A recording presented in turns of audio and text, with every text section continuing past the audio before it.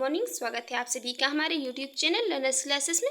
आज है 21 जून 2024। 21 जून 2024 से बनने वाले करंट अफेयर के जितने भी इम्पोर्टेंट क्वेश्चन हैं हम सबको यहाँ पर डिस्कस करेंगे।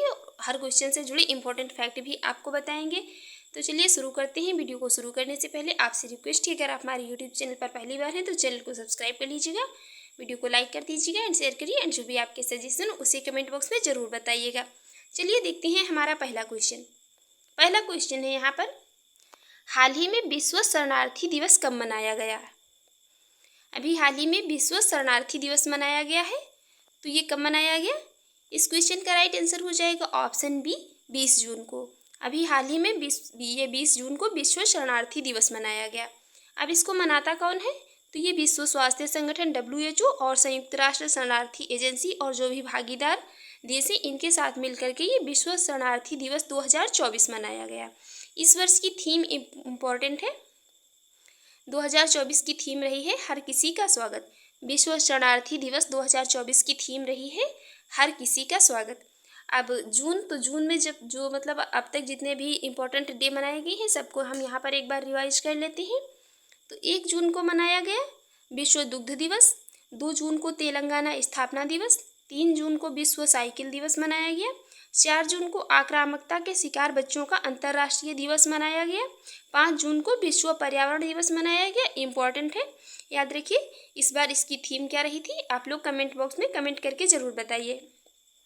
6 जून को संयुक्त राष्ट्र रूसी भाषा दिवस मनाया गया, 7 जून को विश्व खाद्य सुरक्षा दिवस, 8 जून को ये महासागर दिवस मनाया गया, 9 जून को विश्व प्रत्यानयन दिवस और ये अंतर्राष्ट्रीय अभिलेखागार दिवस मनाया गया।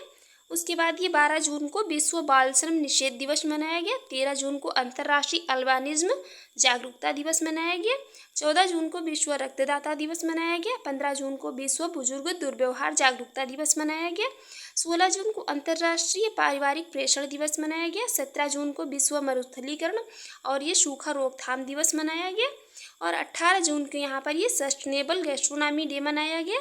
19 जून को संघर्ष और यौन हिंसा के उन्मूलन के लिए अंतर्राष्ट्रीय दिवस मनाया गया। तो ये अब तक जितने भी इम्पोर्टेंट डे जो है जून के महीने में मनाए गए थे। अब देखते हैं नेक्स्ट क्वेश्चन।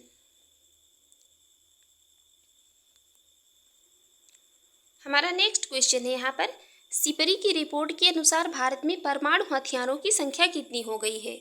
अभी ये सिपरी की रिपोर्ट आई है, इसके अनुसार भारत में परमाणु हथियारों की संख्या कितनी हो गई है? तो इस क्वेश्चन का राइट आंसर हो जाएगा ऑप्शन ए, 172। सिपरी की रिपोर्ट के अनुसार भारत में परमाणु हथियारों की संख्या 172 हो गई है। और यहाँ पर फर्स्ट कंट्री कौन रहा है? तो रूस रहा है। दूसरे नंबर पर यहाँ पर रहा है अमेरिका, और तीसरे नंबर पर चीन। रहा है चीन। अब इससे जुड़े जो भी इम्पोर्टेंट फैक्ट हैं उनको देख लेते हैं। यहाँ पर ये भारत परमाणु हथियार के मामले में पाकिस्तान से आगे है। भारत जो है तो ये परमाणु हथियारों के मामले में पाकिस्तान से आगे है। और सिपरी रिपोर्ट के मुताबिक पिछले साल तक भारत के पास कितने 164 परमाणु हथियार थे। और ये Sweden think tank Sipri report के मुताबिक जो है इस साल भारत के न्यूक्लियर वारहेड की संख्या कितनी 172 हो गई है, जबकि पाकिस्तान के पास कितने 170 हैं। फर्स्ट नंबर पे कौन रहा है? रूस के पास कितने हैं 5580। सेकेंड पे रहा है अमेरिका के पास कितने हैं 5044। चीन के पास कितने हैं ये 500, और फ्रांस के पास कितने हैं 290, ब्रिटेन के पास 225, और उसके बाद रहा है भारत के पास 172, पाकिस्तान के पास कितने हैं 170, इजराइल के पास 90, और नॉर्थ कोरिया के बाद जो है तो 50 हथियार हैं। देखते हैं नेक्स्ट क्वेश्चन है यहाँ पर, किस मिशन के तहत भारत ने स्वयं के गहरे समुद्र मिशन के लिए छठा देश बनने जा रहा है?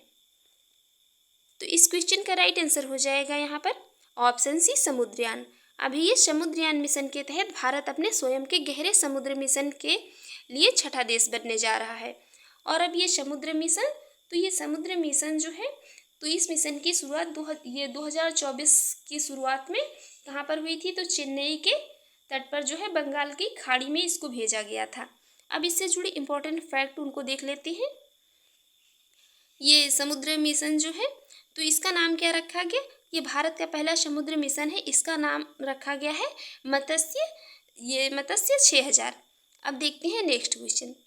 नेक्स्ट क्वेश्चन यहाँ पर, हाल ही में hockey mains junior world cup 2025 की मेज़बानी कौन करेगा? हाल ही में ये hockey mains junior world cup 2025 में इसका आयोजन किया जाएगा, इसकी मेज़बानी कौन करेगा? तो इस क्वेश्चन का राइट आंसर हो जाएगा ऑप्शन डी, भारत। इसकी मेज़बानी कौन करेगा? भारत करेगा। अब इससे जुड़े जो भी इंपॉर्टेंट फैक्ट हैं उनको देख लेते हैं। हाल ही में इंटरनेशनल हॉकी फेडरेशन FIH ने घोषणा की कि भारत 2025 में इंटरनेशनल हॉकी फेडरेशन ये जो है इस ये विश्व कप की में ये जो विश्व कप होगा इसकी मेज़बानी करेगा। और इस टूर्नामेंट का आयोजन कब किया जाएगा? तो ये दिसंबर में आयोजित किया जाएगा। इसका आयोजन दिसंबर में किया जाएगा। और इसको जो पहले संस्करण 2023 का संस्करण था, ये कहाँ पर आयोजित किया गया था? तो ये मलेशिया की कैपिटल कुआलालंपुर में किया गया था। मलेशिया की कैपिटल है, याद रखिए, कुआलालंपुर, वहाँ पर किया गया था। और ये पहली बार हॉकी जूनियर विश्व कप में कितनी 24 टीमें हिस्सा लेंगी, 24 टीमें इसमें शामिल होंगी। 2023 में ये जर्मनी जो है मतलब फ्रांस से कितने 2-1 से जीत के साथ विजेता बन गया था। और अब यहाँ पर ये इंटरनेशनल हॉकी फेडरेशन, तो इसकी अध्यक्ष कौन है? इसकी अध्यक्ष है तैयब इकराम। इसका मुख्यालय है कहाँ पर? स्विट्जरलैंड के लॉजन में। इसकी स्थापना हुई थी 7 जनवरी 1920 को। देखते हैं नेक्स्ट क्वेश्चन। नेक्स्ट क्वेश्चन यहाँ पर, हाल ही में मालाबार नदी महोत्सव 2024 का आयोजन किस राज्य में किया जा रहा है? अभी ये मालाबार नदी महोत्सव 2024 का आयोजन किया जा रहा है, ये किस राज्य में किया जा रहा है? इस क्वेश्चन का राइट आंसर हो जाएगा ऑप्शन बी, केरल में। इसका आयोजन केरल में किया जा रहा है, मालाबार नदी महोत्सव 2024 का। अब इससे जुड़े इंपॉर्टेंट फैक्ट देख लेते हैं। अब केरल, तो ये है मैप में केरल की कैपिटल है तिरुवनंतपुरम। इसके CM है P विजयन और गवर्नर है यहाँ के कौन? आरिफ मोहम्मद खान। और यहाँ पर ये केरल को अभी हाल ही में ये केरल का कोझिकोड जिला है, तो इसको ये साहित्य शहर घोषित किया गया है। और ये संगीत मतलब नगरी किसको घोषित किया गया है? तो ये मध्य प्रदेश के ग्वालियर को। इम्पॉर्टेंट है, याद रखिए। भारत में पहली बार सोलर बोट की शुरुआत कहाँ पर हुई थी? ये केरल में हुई थी, नाम था सूर्यांशु। देश का पहला ग्राफीन सेंटर कहाँ बना था? ये भी केरल में। और देश की पहली AI टीचर ये कहाँ पर लॉन्च की गई थी? ये भी केरल में। इसका नाम था आइरिस नाम था इनका। और कहाँ पर? ये केरल में लॉन्च की गई थी। हमारा नेक्स्ट क्वेश्चन है यहाँ पर, हाल ही में समलैंगिक विवाह को मान्यता देने वाला पहला दक्षिण एशियाई देश कौन बन गया है? तो इस क्वेश्चन का राइट आंसर हो जाएगा ऑप्शन डी, थाईलैंड। समलैंगिक विवाह को मान्यता देने वाला पहला दक्षिण एशियाई देश थाईलैंड बन गया है। और यदि हम दक्षिण एशियाई देशों की बात ना करें, तो ये एक सीरियल में बात करें देशों की, तो ये समलैंगिक विवाह को मान्यता देने वाला तीसरा देश बना है। और अगर ये तीसरा बना है तो पहले दो कौन है? तो पहला यहाँ पर ये नेपाल और ताइवान जो है, तो ये पहले ही मतलब ऐसे दो देश हैं जो ये समलैंगिक विवाह को मान्यता दे चुके हैं।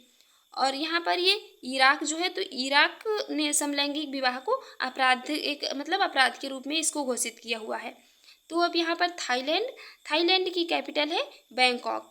थाईलैंड की कैपिटल है बैंकॉक। और यहाँ पर ये इसकी करेंसी है थाई बात। और यहाँ पर इसके PM तो हैं, तो ये इसके श्रेथा थाउसिन इसके यहाँ पर ये PM है। अब इससे जुड़े जो भी इम्पोर्टेंट फैक्ट हैं उसको देख लेते हैं। यूरोपीय संघ के पहले खुले तौर पर ये समलैंगिक राष्ट्रपति जो बने थे उनका नाम था डगर्स रिकेविंस। और फ्रांस के सबसे युवा व पहले समलैंगिक प्रधानमंत्री जो बने थे, इनका नाम था गैब्रियल अटल। भारत की पहली ट्रांसजेंडर कम्युनिटी डेस्क कहाँ खुलेगी? तो ये खुलेगी कहाँ पर? हैदराबाद में। और देश की पहली ट्रांसजेंडर यूनिवर्सिटी कहाँ पर खुलेगी? ये उत्तर प्रदेश में बनेगी। इंपॉर्टेंट है, याद रखिए, UP एग्जाम के लिए इंपॉर्टेंट है। देश की पहली ट्रांसजेंडर यूनिवर्सिटी खुलेगी कहाँ पर? उत्तर प्रदेश में। देखते हैं नेक्स्ट क्वेश्चन। नेक्स्ट क्वेश्चन है यहाँ पर, हाल ही में किसने पारिस्थितिक तंत्र के पुनर्वास के लिए प्रकृति बहाली कानून को अपनाया है? अभी ये पारिस्थितिक तंत्र के पुनर्वास के लिए प्रकृति बहाली कानून को किसने अपनाया है? तो इस क्वेश्चन का राइट आंसर हो जाएगा ऑप्शन डी, ये यूरोपियन यूनियन ने ये पारिस्थितिक तंत्र के पुनर्वास के लिए प्रकृति बहाली कानून को अपनाया है। तो अब यूरोपियन यूनियन जो है, तो इसमें इसके मेंबर देश कितने हैं? 27 इसमें मेंबर देश है। इसका हेडक्वार्टर कहाँ पर है? तो ये बेल्जियम के ब्रुसेल्स में है। इससे जुड़े जो भी इम्पोर्टेंट फैक्ट हैं उनको देख लेते हैं। ये यूरोपियन यूनियन की जो है इन्वायरमेंटल काउंसिल ने ये नेचर रिस्टोरेशन लॉ की ये नेचर रिस्टोरेशन लॉ है इसको मंजूरी दी है। और यह कानून सभी इसके जो मेंबर देश हैं 27 मेंबर देश हैं इन पर लागू होगा। और इस कानून को पर्यावरण संरक्षण के लिए बनाया गया है। ये नेचर रिस्टोरेशन लॉ की मदद से जंगलों को दोबारा उगाया जाएगा और दलदलों और नदियाँ जो हैं तो इनमें प्राकृतिक तौर पर ये पर्याप्त पानी को लाया जाएगा। ये चीज़ इसमें यहाँ पर सुनिश्चित की गई है। और इस कानून के जरिए 2030 तक जो भी ये यूरोपियन यूनियन है इसकी कुल ज़मीनी और समुद्री क्षेत्र का कम से कम कितना 20% हिस्सा रिस्टोर करना है। और ये 2050 तक सभी इकोसिस्टम का संरक्षण करने का लक्ष्य बनाया गया है।